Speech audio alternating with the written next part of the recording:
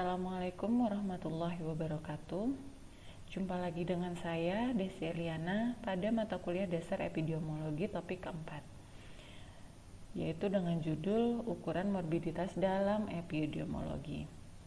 Nah, pada topik kali ini yang akan dibahas yaitu tentang cara mengukur angka kesakitan menggunakan rate, rasio, dan proporsi, serta mahasiswa juga diajak untuk mampu menghitung angka insidensi dan prevalensi suatu kasus penyakit di suatu daerah. Hingga mahasiswa juga dapat menggambarkan kebijakan yang tepat dalam masalah kesehatan masyarakat. Capaian pembelajaran pada topik kali ini ada 3, yaitu mahasiswa diharapkan mampu menjelaskan dan memahami definisi morbiditas dan menyebutkan sumber data morbiditas. Kemudian yang kedua, mahasiswa mampu memahami definisi dan pemakaian rate, rasio, dan proporsi, insidensi, dan prevalensi. Dan yang terakhir, diharapkan mahasiswa mampu menghitung ukuran kesakitan dengan insidensi dan prevalensi, dan juga mampu menjelaskan hubungan antara prevalensi dan insidensi.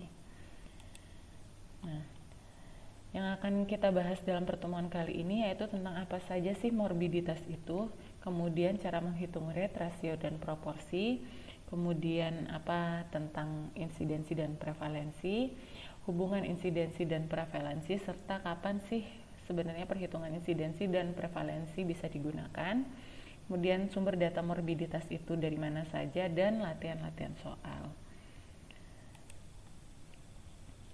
Nah, sekarang morbiditas itu apa sih? Sama nggak sih dengan kesakitan? Karena kan kita sering banget tuh dengar kata-kata morbiditas dalam artikel-artikel kesehatan. Biasanya sih suka disama-samain dengan angka kesakitan, ya nggak sih? Yuk kita coba cek di slide selanjutnya apa tentang morbiditas itu. Kalau ngomongin soal morbiditas, ternyata memang ada hubungannya dengan kesakitan.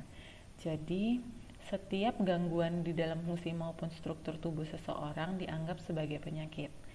Nah, kayak penyakit, terus sakit, cedera, gangguan lain-lain, dan lain-lainnya itu tuh semuanya dikategorikan di dalam istilah tunggal, yaitu morbiditas. Morbiditas juga sering disebut dengan kesakitan dan derajat sakit, cedera atau gangguan pada suatu populasi. Kemudian, morbiditas juga merupakan suatu penyimpangan dari status kesehatan dan sejahtera atau keberadaan suatu kondisi sakit. Di sini juga dikatakan kalau morbiditas itu mengacu pada angka kesakitan, yaitu jumlah orang yang sakit dibandingkan dengan populasi tertentu yang seringkali merupakan kelompok yang sehat atau sekelompok yang beresiko. Jadi sebenarnya kenapa kita belajar tentang epidemiologi ini tuh dituntut untuk bisa menghitung angka morbiditas sebenarnya.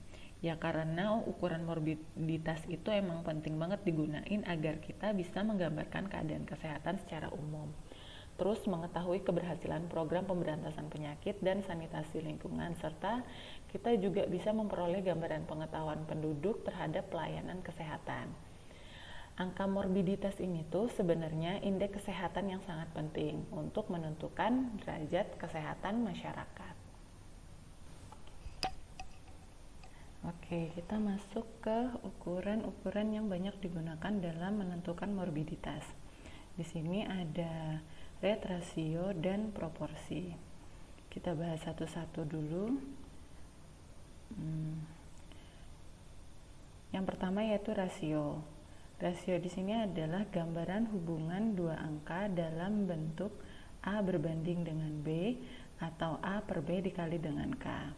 Rasio merupakan nilai relatif yang dihasilkan dari perbandingan dua nilai kuantitatif yang pembilangnya tidak merupakan bagian dari penyebut. Rasio ini digunakan untuk menyatakan besarnya kejadian. Rasio juga merupakan ukuran yang membandingkan kuantitas A sebagai numerator dengan kuantitas B sebagai denominator. Di sini ada contoh tentang rasio, yaitu tentang kelahiran dengan jenis kelamin bayi laki-laki dan berbanding dengan bayi perempuan yang ada di Indonesia. Kita menggunakan rumus A per B dikali dengan K. Misalnya kita taruh di sini contoh sebanyak 1.791.000 kelahiran jenis bayi laki-laki dan 1.703.000 dengan kelahiran bayi perempuan. Terus berapa ya rasionya? Sekarang kita tinggal masukin ke rumusnya aja, yaitu A dengan jenis kelamin bayi laki-laki dengan jumlah 1.791.000 dibagi dengan B jenis kelamin perempuan, yaitu 1.703.000, yang mana hasilnya nanti 1,052. Nah, artinya perbandingan atau angka rasio jenis kelahiran bayi di Indonesia antara bayi berjenis kelamin laki-laki dan perempuan adalah 1,052 berbanding 1. Terus kita lanjutin ke ukuran selanjutnya, yaitu proporsi. Dari segi pengertiannya, proporsi itu adalah rasio yang spesifik, maksudnya di mana numerator atau pembilangnya merupakan bagian dari denominator atau penyebut. Nah, yang hasilnya ini nanti akan diekspresikan ke dalam persentase. Proporsi juga digunakan untuk melihat komposisi suatu variabel dalam populasi. Oke, contohnya kita tadi di sini pakai contoh data dari contoh rasio. Tadi kan jumlah bayi laki-lakinya sebanyak 1.791.000 dan bayi perempuannya 1.703.000. Nah, misal yang kita cari proporsi kelahiran anak perempuannya. Berarti di sini rumusnya adalah jumlah bayi laki-laki yang tadi sebanyak 1.791.000 dan bayi perempuannya yang mana di sini kita coba sederhanain ya, yang berarti 179 dikali dengan 10 pangkat 4, kemudian dibagi dengan jumlah total semuanya, yaitu jumlah anak bayi laki-laki ditambah dengan jumlah bayi perempuan. Mana di sini jumlah bayi laki-lakinya disederhanakan menjadi 179 ditambah dengan 170, kemudian dikalikan dengan 10 pangkat 4. Yang mana hasilnya adalah 51,3% karena dikalikan 100% tadi ya di sini ya. Jadi proporsi kelahiran anak perempuan sebesar 51,3%. Kemudian ukuran yang ketiga yaitu rate. Rate adalah proporsi dalam bentuk khusus, di mana perbandingan antara pembilang dengan penyebut dinyatakan dalam batas waktu tertentu. Nah, di dalam epidemiologi, angka atau rate ini adalah ukuran dari seberapa sering terjadinya peristiwa dalam populasi tertentu selama periode tertentu. Dan rate di sini adalah suatu proporsi yang menunjukkan satuan waktu.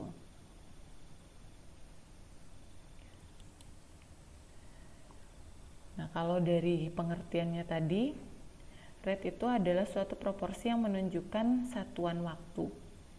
Jadi indikatornya yang paling banyak digunakan dalam mengukur kejadian penyakit. Indikator ini mengekspresikan kemungkinan atau rasio penyakit dalam populasi tertentu dalam periode tertentu. Untuk mengukur rate memerlukan data yang akurat. Data akurat dibutuhkan untuk bisa menunjukkan kasus tertentu dalam periode waktu tertentu, dan kemudian data rekomendasi di negara berkembang sebenarnya kurang bisa memenuhi tuntutan keakuratan tersebut kecuali data yang diperoleh dengan cara survei atau sensus. Kalau di sini coba kita contohin adalah angka kematian karena kanker di Amerika Serikat pada tahun 1980. Jadi bisa dirumuskan sebagai jumlah angka kematian kanker di Amerika Serikat pada tahun 1980 dibagi dengan jumlah populasi di Amerika Serikat pada tahun tersebut, kemudian dikalikan 10 pangkat 5.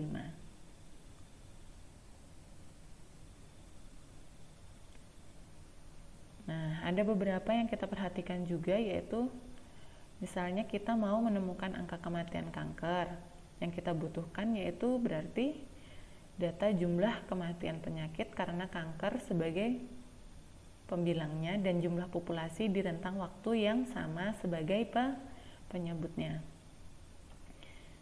Dan data tersebut sebenarnya dapat kita peroleh melalui sistem rekam medis yang baik.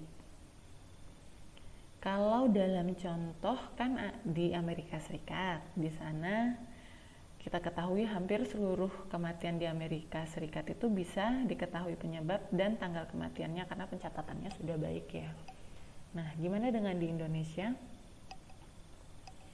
Kalau di Indonesia tidak semua kematian dapat tercatat penyebab kematiannya. Jadi ya sangat sulit untuk kita tahu secara pasti angka kematian kanker di Indonesia.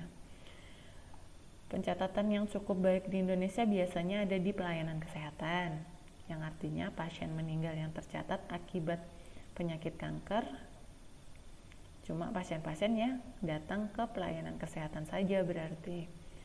Dan jumlah kematian di pelayanan kesehatan itu sebenarnya menurut saya sih nggak bisa menggambarkan angka kematian di masyarakat. Terus jumlah populasi di Amerika Serikat itu memungkinkan untuk dicari setiap tahun. Kalau di Indonesia sendiri, jumlah populasi di Indonesia kita cuma bisa dapat dari hasil sensus atau interpolasi atau perkiraan dari sensus terdekat. Nah, untuk menemukan angka kematian kanker tersebut dibutuhkan data jumlah kematian penyakit karena kanker sebagai numerator dan jumlah populasi di rentang waktu yang sama sebagai denominator.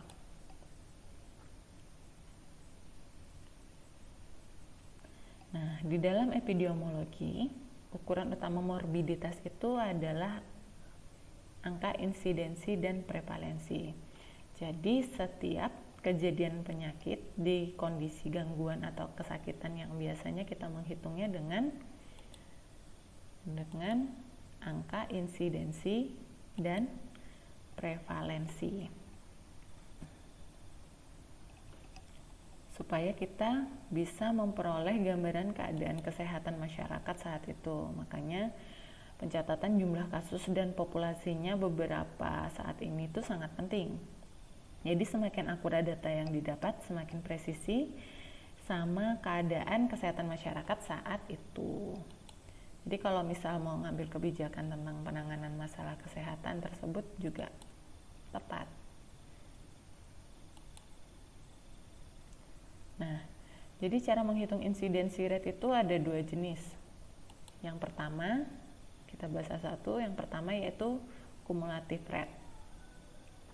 Nah, cumulative rate atau insidensi risk ini adalah probabilitas dari seorang yang tidak sakit untuk menjadi sakit selama periode waktu tertentu dengan syarat orang tersebut tidak mati oleh penyebab lain, yang artinya setiap individu dalam penyebut harus di follow up sampai akhir periode tertentu.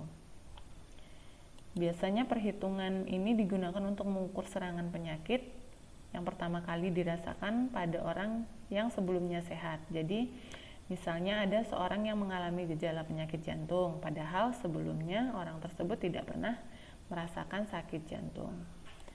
Rumusnya bisa kita lihat di sini, yaitu jumlah kasus baru pada waktu tertentu dibagi dengan jumlah yang beresiko terhadap penyakit selama periode waktu tertentu dikalikan dengan 1000. Nah, setiap individu dalam denominator di follow up sampai akhir pada periode tertentu. Kemudian kita bahas yang kedua, yaitu tentang incident rate. Incident rate ini adalah angka yang mengukur kemungkinan seseorang sehat menjadi sakit dalam periode waktu tertentu. Angka kemungkinan sakit tersebut bisa dihitung berdasarkan jumlah kasus suatu penyakit dalam satu populasi tertentu dan dalam periode tertentu. Periode yang dipakai biasanya 1 tahun. Dalam denominator atau digunakan istilah person year atau person time, yaitu adanya anggota baru yang beresiko selama 1 tahun tersebut ditambahkan ke populasi beresiko yang sudah ada sebelumnya. Persamaan untuk mengekspresikan definisi tersebut bisa kita lihat di dalam rumus insiden rate, yaitu jumlah kasus baru selama periode waktu tertentu dibagi dengan penjumlahan person year yang beresiko dalam periode waktu tertentu dikalikan dengan 1000. Nah, apa saja kriteria yang harus dipenuhi dalam perhitungan insidensi? Jadi kriteria untuk mendapatkan angka insidensi yang baik harus dipikirkan beberapa kendala, yaitu sebagai berikut. Yang pertama, memiliki data yang cukup lengkap, akurat tentang orang sakit dan sedang sehat. Kemudian yang kedua, besarnya angka numerator atau pembilang yang di sini saya gambarkan sebagai kriteria X dan Y, di mana X sebagai pembilangnya dan di mana X sebagai penyebutnya dan Y sebagai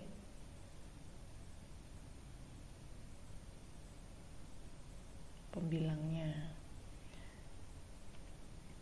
Nah, angka numerator tersebut tergantung dari onset penyakit dan kriteria diagnosis.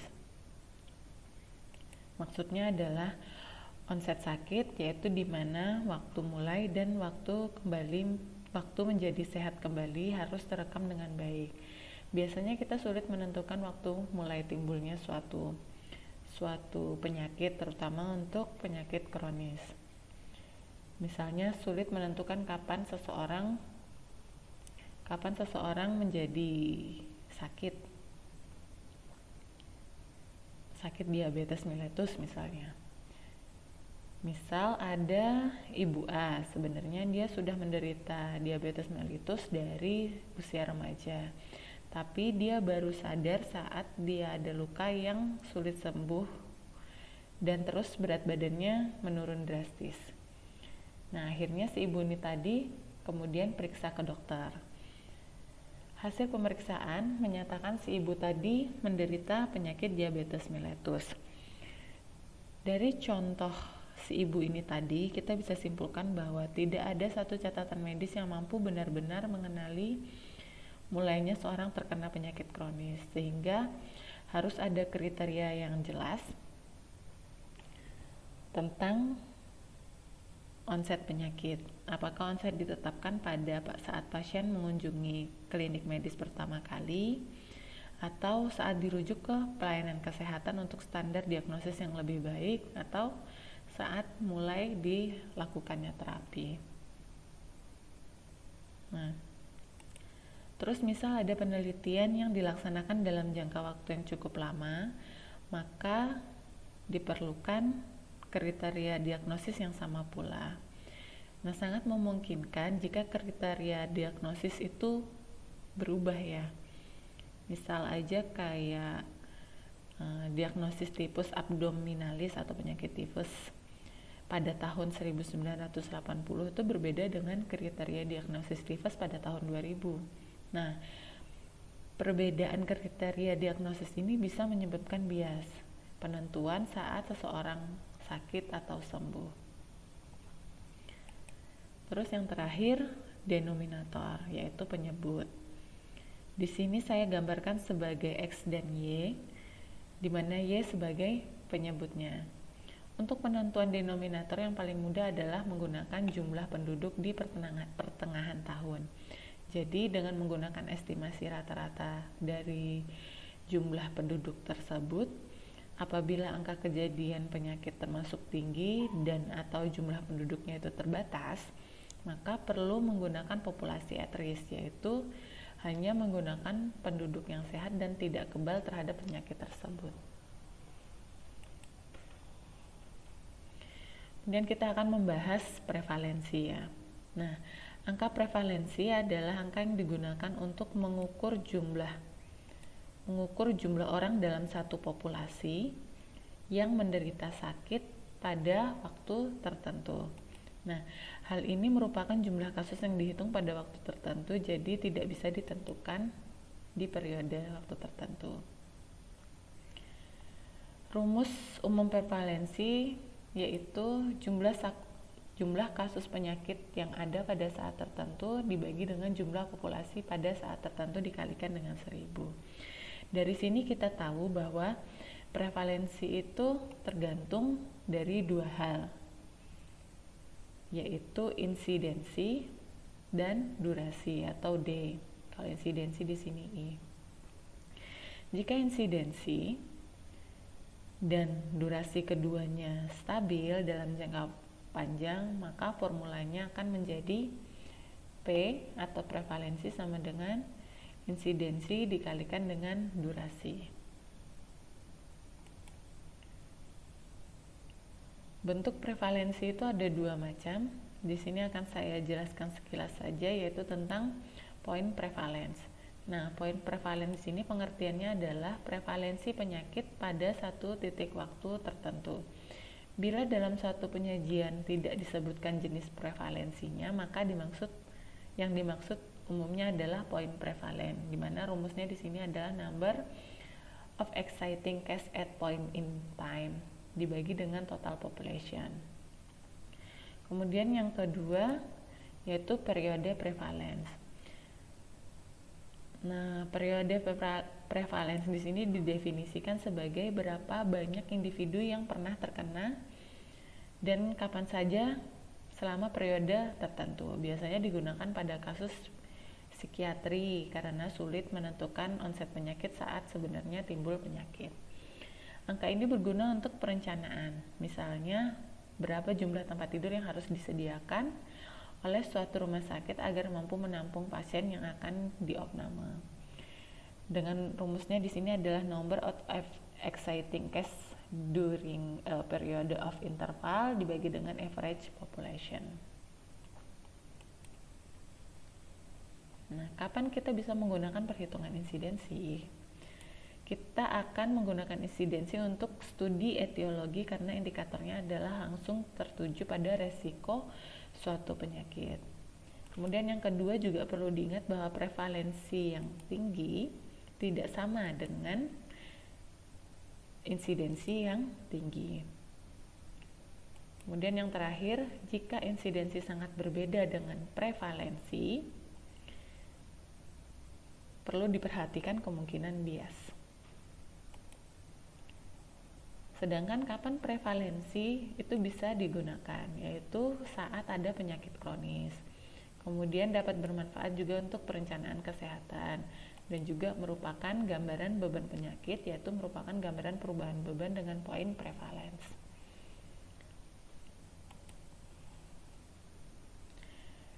Insidensi dan prevalensi itu sebenarnya memiliki hubungan yang sangat erat. Nah, angka prevalensi ini juga dipengaruhi oleh tingginya insidensi dan lamanya sakit. Di sini kita coba ilustrasikan dengan bathtub dan keran air. Nah, kita anggap bathtub di sini adalah jumlah populasi ya.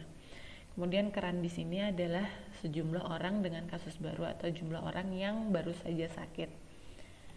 Kemudian ada air yang keluar dari keran adalah sejumlah orang dengan kasus baru atau yang sering kita sebut dengan insidensinya.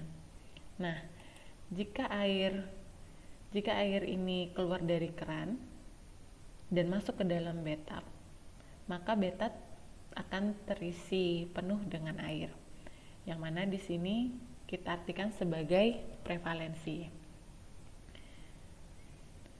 Nah, yang artinya apa? Yang artinya jika kasus insidensi ini bermunculan dari bulan ke bulan, maka jumlah total insiden atau kasus baru per bulan ini kita kelompokkan menjadi prevalence, dan ini tentunya sangat dipengaruhi oleh lamanya sakit seseorang. Nah, lamanya sakit yang dimaksud adalah suatu periode mulai dari didiagnosanya seseorang tersebut hingga berakhirnya penyakit tersebut bisa karena sembuh, bisa karena dia masih kronis atau carrier, bisa juga karena dia meninggal. Nah, setiap bathtub kan pasti ada saluran pembuangannya. Nah, air yang keluar dari saluran pembuangan ini bisa kita artikan sebagai orang yang sakit tersebut bisa jadi akan sembuh atau meninggal dunia. Hal ini juga bisa dipengaruhi banyak faktor, salah satunya adalah intervensi yang didapatkan dari orang tersebut. Apakah diobati dengan benar atau tidak, atau intervensi tersebut tetap tepat sasaran atau tidak gitu. Jadi bisa kita simpulkan bahwa prevalensi itu dipengaruhi oleh tingginya insidensi dan lamanya sakit, dan perubahan prevalensi pada satu titik waktu lainnya adalah refleksi perubahan laju insidensi.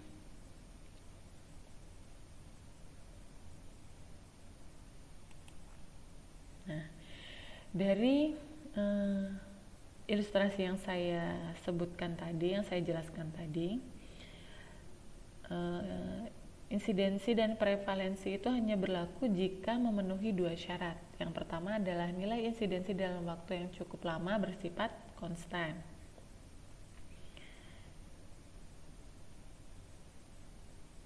Bersifat konstan di sini maksudnya tidak menunjukkan perubahan waktu yang mencolok. Kemudian yang kedua yaitu lama berlangsungnya suatu penyakit bersifat stabil, tidak menunjukkan perubahan yang terlalu mencolok juga, tidak ada perubahan waktu yang besar sejak penyakit terdiagnosa secara klinis sampai terjadinya kesembuhan atau kematian.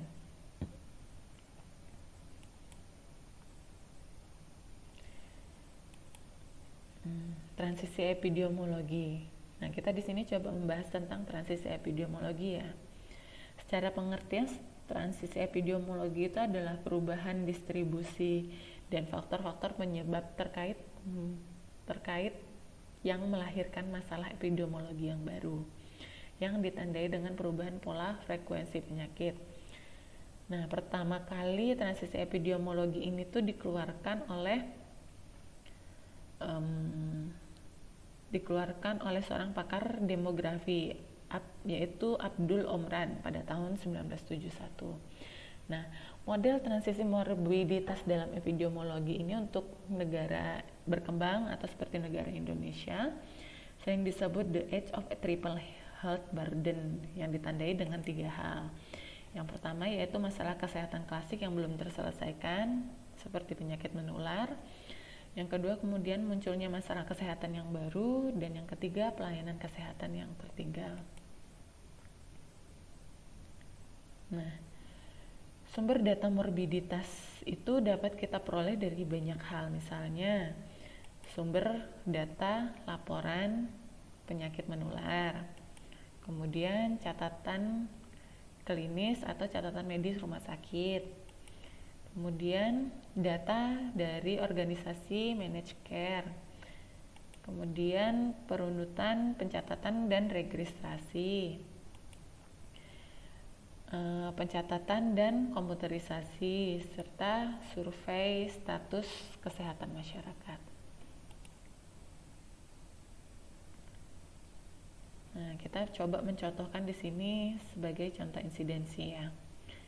Kita contohkan di sini tentang wabah penyakit yang sedang melanda Indonesia saat ini, yaitu misalnya pada tahun 2020, pada tahun sekarang, penduduk Indonesia itu berjumlah 38.004.000 orang.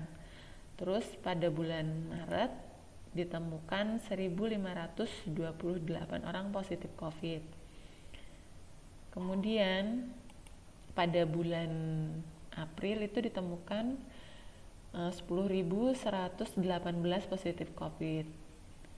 Kemudian meningkat pada pada bulan Mei tahun 2020 itu sebanyak kasus 23.851 kasus positif COVID. Nah, kita sekarang pertanyaannya adalah berapa insidensi rate-nya?